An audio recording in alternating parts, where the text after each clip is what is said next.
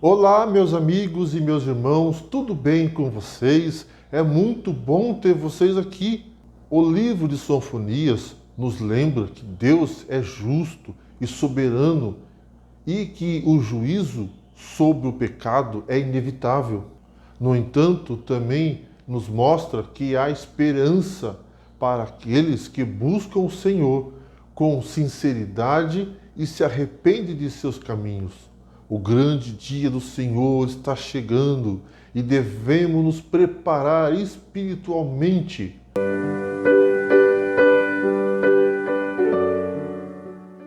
Mas, antes de continuar, vamos orar? Bendito és tu, Senhor, nosso Deus, Rei do Universo.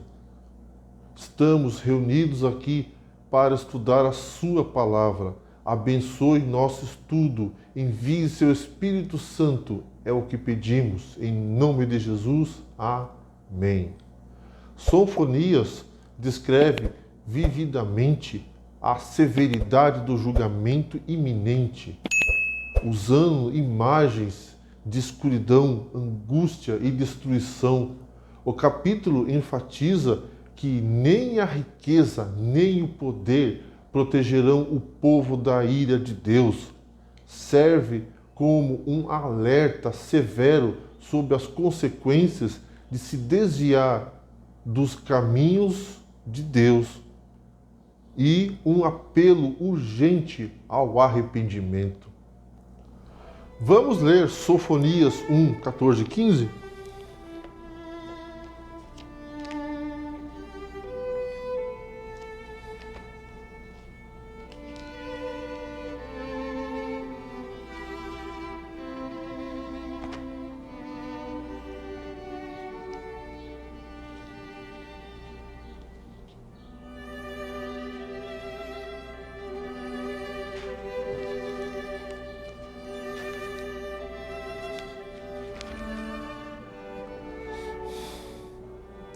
Está perto o grande dia do Senhor.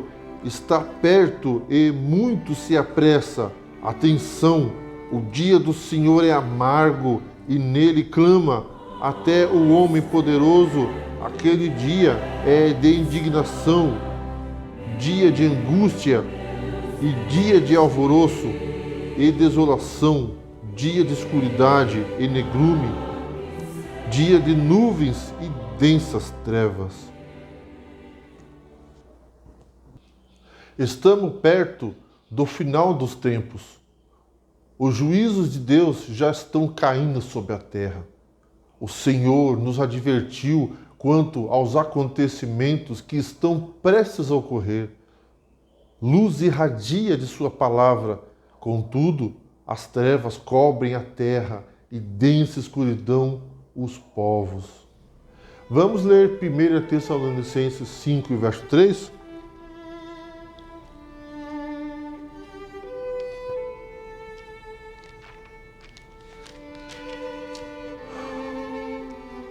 Quando andarem dizendo paz e segurança, eis que lhes sobrevirá repentina destruição, como vêm as dores de parto, aqui está para dar a luz, e de nenhum modo escaparão.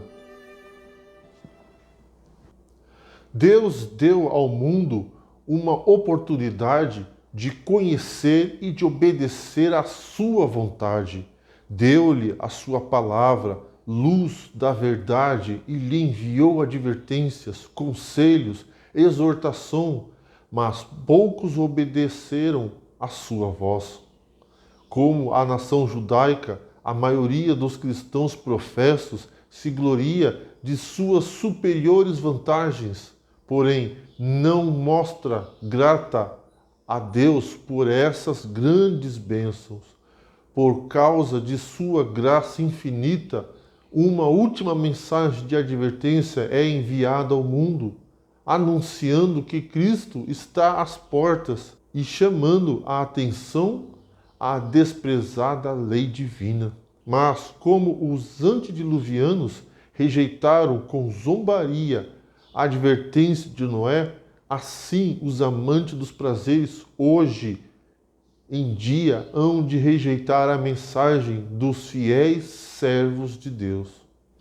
Vamos ler Mateus 24, o verso 37 até o 39?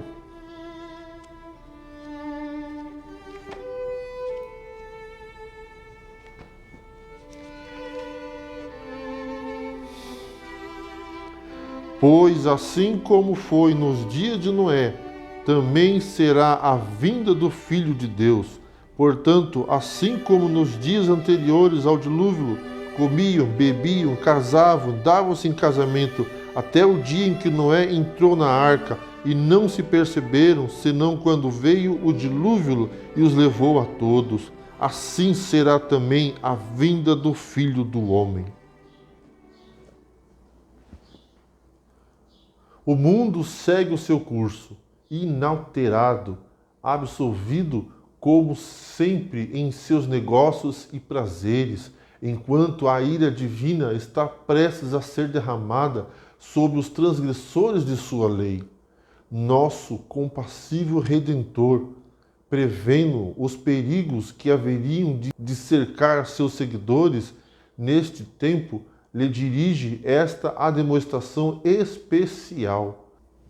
Vamos ver Lucas, capítulo 21, o verso 34 até o 36?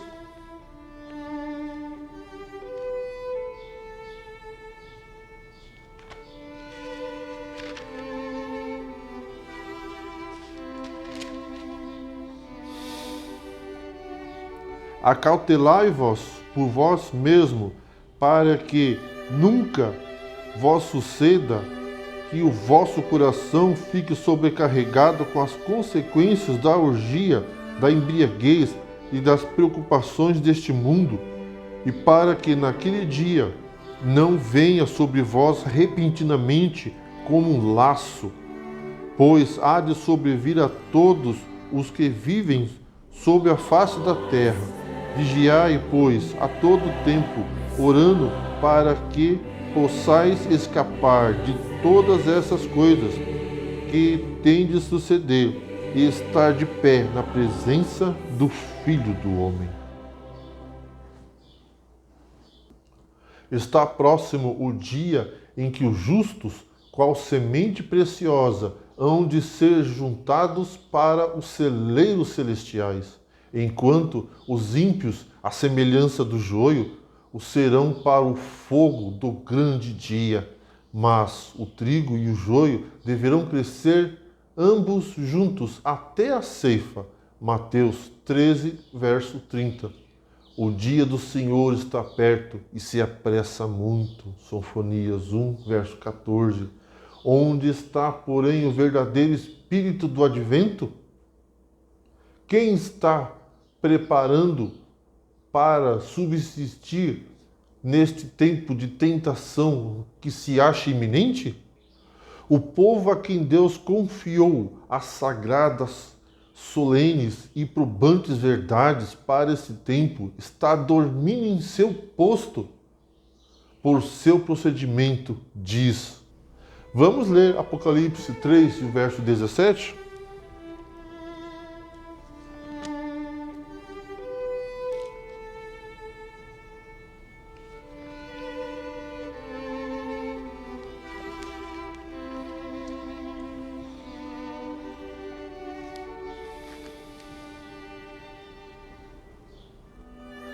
Pois dizes, estou rico e abastado, e não preciso de coisa alguma, e nem sabes que tu és infeliz, sim, miserável, pobre, cego e nu.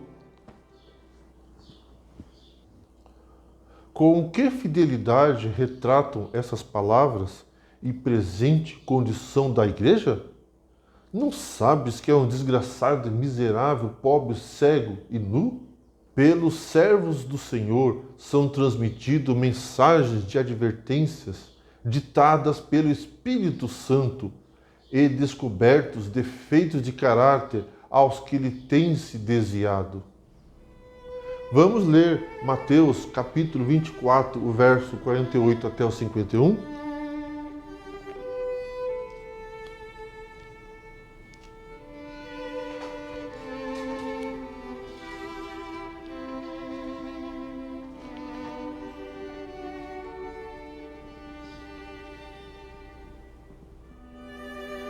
Mas se aquele servo, sendo mau, disser consigo mesmo: meu senhor demora-se, e passar a espancar os seus companheiros e a beber com ébrios, virá o senhor daquele servo em dia em que não o espera, e em hora que não sabe, castigá-lo-á, lançando-lhe a sorte com os hipócritas. Ali haverá choro e ranger de dentes.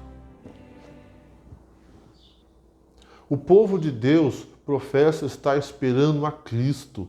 É um servo que só aparentemente se dedica ao serviço de Deus, enquanto no coração entregou-se a Satanás. Diferente dos escarnecedores, não nega abertamente a verdade, mas pela conduta revela o desejo que sente de que a vinda do Senhor se dilate. O orgulho torna-o descuidado em relação aos interesses eternos, adota as máximas do mundo e se conforma às suas práticas e costumes. O egoísmo, o orgulho e as ambições mundanas nele predominam. Temendo que seus irmãos lhe levem alguma vantagem, deprecia seus esforços e contestam suas razões. Deste modo, espanca seus conservos, à proporção que se vai alimentando do povo de Deus, une-se mais aos ímpios. É achado comendo e bebendo com os ébrios, Mateus 24, 49, associando-se com o mundo cujo espírito compartilha dessa maneira, é embalado numa segurança carnal e vencido pela negligência, indiferença e ociosidade. A causa probante dita do mal foi a negligência da vigilância e da oração secreta, a que sucedeu naturalmente a negligência de outros deveres religiosos, sendo assim preparado o caminho para todos os pecados subsequentes. Cada cristão é assediado pelas seduções do mundo, pelas solicitações da natureza carnal e por tentações diretas de Satanás. Ninguém está livre dessas coisas. Não importa qual seja o nível a nossa experiência, não importa quão elevada a nossa posição, precisamos vigiar e orar continuamente.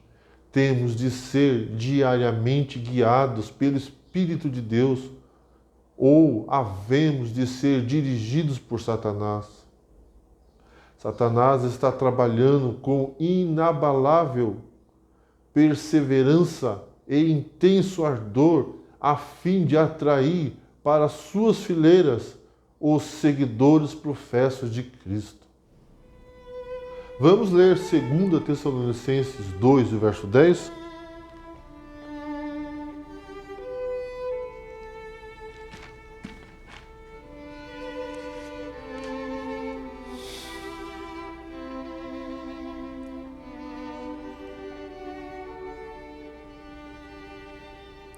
E com todo o engano de injustiça aos que perecem, porque não acolheram o amor da verdade para serem salvos.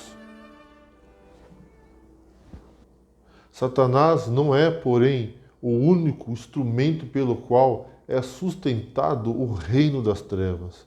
Quem quer que convide ao pecado é um tentador. Quem imitar o grande impostor se torna seu auxiliar.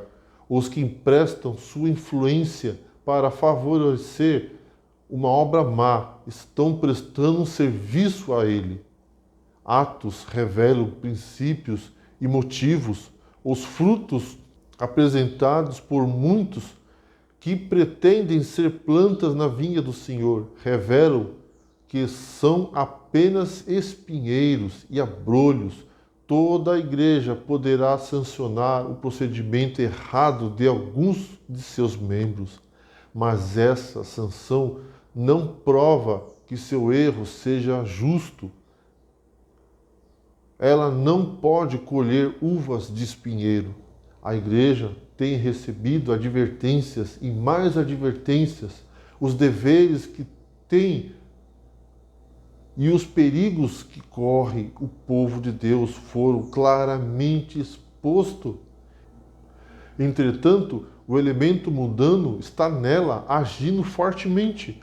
Costumes, práticas e modas que tendem a desviar de Deus as pessoas há anos têm estado lançando raízes a despeito das advertências e exortações do Espírito Divino, e afinal seus caminhos se tornam retos aos seus próprios olhos, e a voz do Espírito mal é ouvida. Ninguém pode prever até onde se embrenhará no pecado quando uma vez se tiver rendido ao poder do grande enganador. Satanás penetrou em Judas Iscariotes e induziu a atrair seu senhor, induziu Ananias e Safira a mentir ao Espírito Santo. Os que não estiverem inteiramente consagrados a Deus podem ser levados a fazer a obra de Satanás, ao passo que se jactam de estar fazendo a obra de Cristo. Vamos ler 2 Coríntios 13 e verso 5?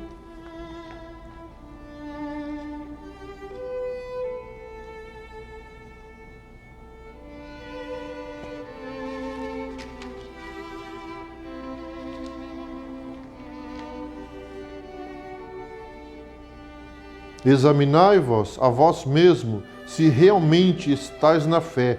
Provai-vos a vós mesmo. Muitos que deviam tomar atitude decisiva do lado da justiça e da verdade manifestam fraqueza e indecisão que incentivaram os assaltos de Satanás. Os que deixam de crescer na graça, não se esforçando por atingir o mais alto padrão de perfeição divina, serão vencidos.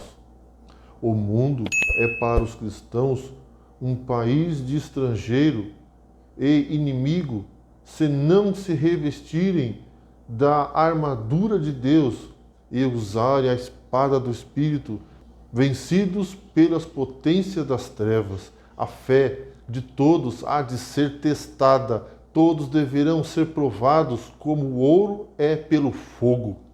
A igreja se compõe de homens e mulheres imperfeitos e cheios de fraqueza, que necessitam da prática constante do amor e da contemplação. Entretanto, faz tempo que reina uma atmosfera de mornidão espiritual.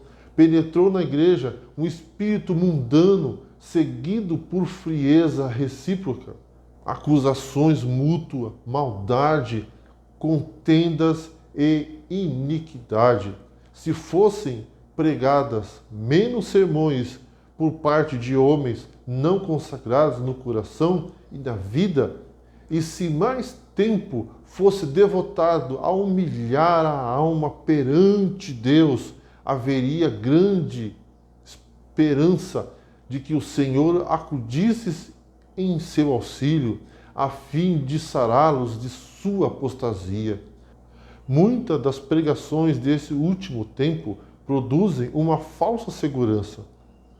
Os importantes interesses da causa de Deus não podem ser sabiamente tratados pelos que mantêm tão pouca real ligação com Ele, como o têm feito alguns de nossos pastores. Confiar a obra a tais pessoas seria o mesmo que entregar à criança o comando de grandes navios no mar. Pessoas destituídas de sabedoria divina e do poder vivificante de Deus não são competentes para conduzir a nau do Evangelho por entre obstáculos e tempestades. A igreja está atravessando um período de sérios conflitos, mas, a despeito do perigo, muitos estariam dispostos a confiar sua direção a pessoas que certamente a fariam afundar. Necessitamos agora de um piloto a bordo, pois estamos nos aproximando do porto. Como um povo, devemos ser a luz do mundo, mas quantos são como as virgens loucas, que não levam azeite nas vossas lâmpadas? Oxalá o Senhor, abundante em misericórdia e cheio de perdão, tenha piedade de nós e nos salve, para que não venhamos a partilhar a sorte dos ímpios. Nesse tempo de luta e provações, precisamos de todo o apoio e consolação que podemos obter de princípios justos, convicções religiosas estabelecidas, certeza íntima do amor de Cristo e rica experiência nas coisas divinas. Só chegaremos à estatura perfeita de homens e mulheres em Cristo Jesus como resultado de um crescimento constante na graça divina.